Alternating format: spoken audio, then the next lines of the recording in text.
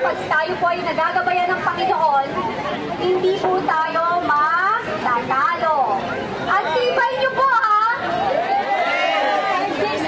Bilib po ako sa inyo, walang umalis. Alam mo, may iba talaga kapag ang tao may paninindigan, nakatingala ako kasi ayoko mag-iulit. Mahal niyo si Sarah. Mahal natin, hindi lang si Bibi Sara, but ang mamamayang Pilipino at ang ating bayan. O ba? Ngayon po, ako po'y nagbalik. Medyo nalito dahil kasi ang dami kong meeting.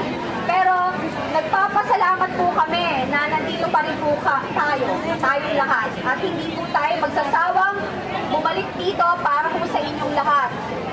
Nawahoy magpatuloy ang ating pakikilaban na maituwid ang sambayan ng Pilipino at mapaganda ang kinabukasan ng bawat Pilipino.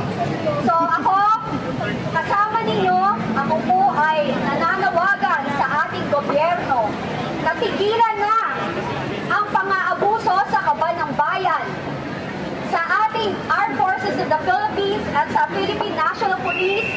Protect the people. Kasi po, dapat po ang loyalty nila, nating lahat, at saka mga taong nagtatrabaho sa gobyerno, ay ang loyalty sa sambayan ng Pilipino. Kaya nga po, dapat ang iboboto nyo sa darating na eleksyon is yung mga taong walang takot na sumalungat sa maling gawain ng gobyerno. Dapat po ang loyalty ng ating mga bagong liderato or mga kandidato, ang loyalty nila is nasa ating Pilipino. Sa mga kapwa nating Pilipino. Ayan. So ngayon po, ako po ay nandito. Ay, sorry dito. Sorry. Alam ko po na ang dami pong naghihirap. Marami pong naghihirap. Naiintindihan ko kayo. Maniwala po kayo sa akin. Nagkaroon na ako ng konting kakyutan, pero dumaan din po ako sa kahirapan.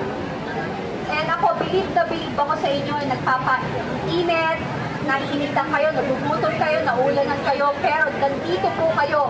Nananatili kayo. Iba ho ang mga taong integridad at prinsipyo. Iba ho ang magagawa niyan. Malayo po mararating natin. Sabi nga, pag may tiyaga, Sinigang! Tutok na!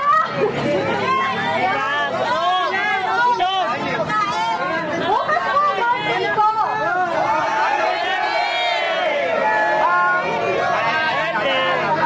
Happy birthday to you!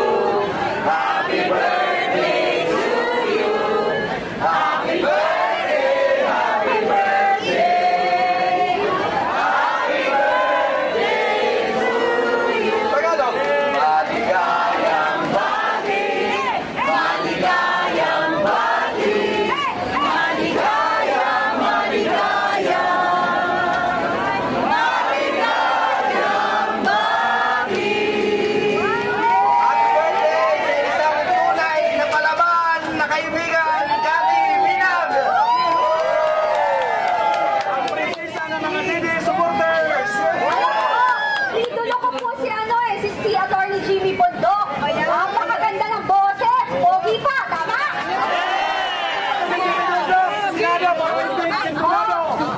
Sabi nga ni GMR, Senator Jimmy Bondok sa Senado para hindi sunod ang tunog ng Senado.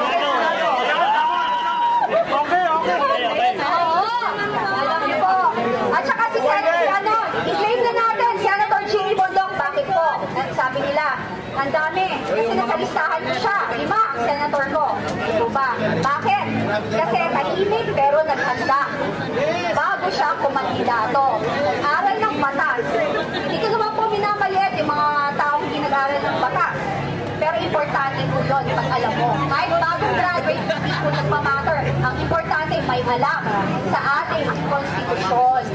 Kasi alam nyo kung protektahan ang sambayan ng Pilipino. Again, mahal ko kayo! Oh my God, tomorrow, punta ko kayo dito. Magpapa-cheeseburger ako.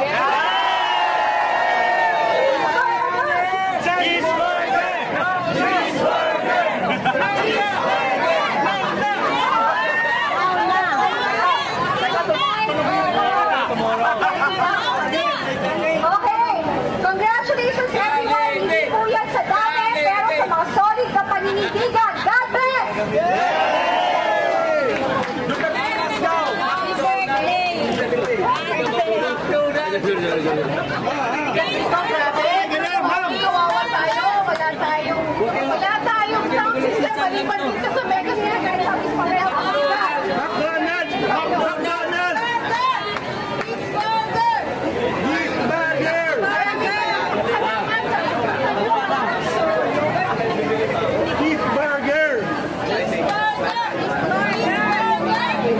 McDonald's! Attorney Jimmy Bondok for Senator para hindi sintonado ang Senado. Bago na pang big money. kanyang slogan. Attorney Jimmy Bondok para hindi sintonado ang Senado. Tama kasi nga sabi niya, Ma'am Cathy Bilang, nag-aral, naghanda si Attorney Jimmy Bondok para hindi maging sintonado ang Senado. Nasa puno. Pero maraming salamat sa inyo. Sino dito yung mga panglimang gabi na? Sino ang mga galing pa ng Mindanao? Visayas! Si Sultana. Grabe yung indikasyon ninyo. Hindi biro, yung limang gabi na nandito tayo. Umulan, umaraw. At ngayon nga, sinagoy na tayo rito, pero wala pa rin umuwi sa inyo. Paglan, indikasyon to. At tapos, sasabihin na kayo ay bayad ng 200. Walang bayad. Totoo ba yun? Galing sa Mindanao.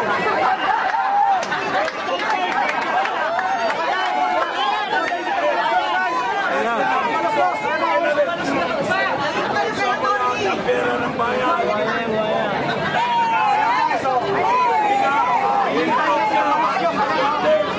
Sama ko yun sa Kongreso ng mga zombies. Nananawagan tayo sa ating gobyerno. Tama na ang walang habas na pagmamustay ng pera ng bayan. Tigil na ang walang katuturan at walang pag-hihiring dyan sa Kongreso para nagtitipid ang pamilyang nagluklok actually sa kanila. Tama? Mag-focus na sa problema ng bayan. Makapal ang mukha. Ayun na si Martin.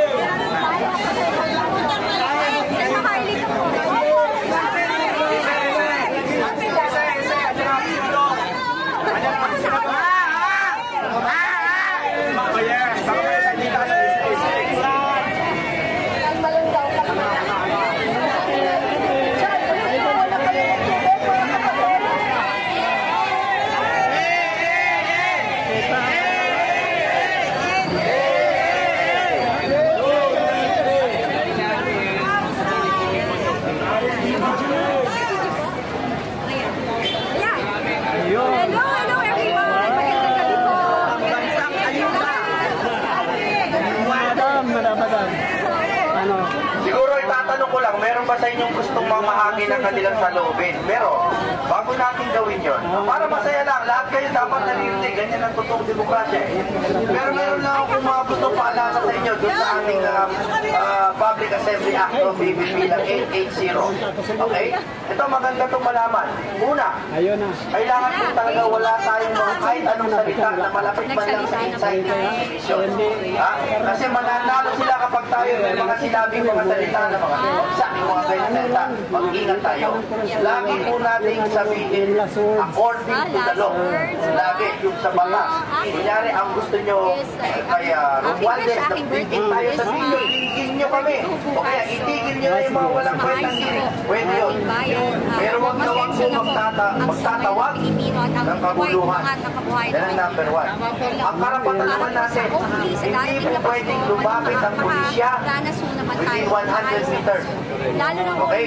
Pero kapag tayo ay nagsimula na magpakita ng konting violence o kung impending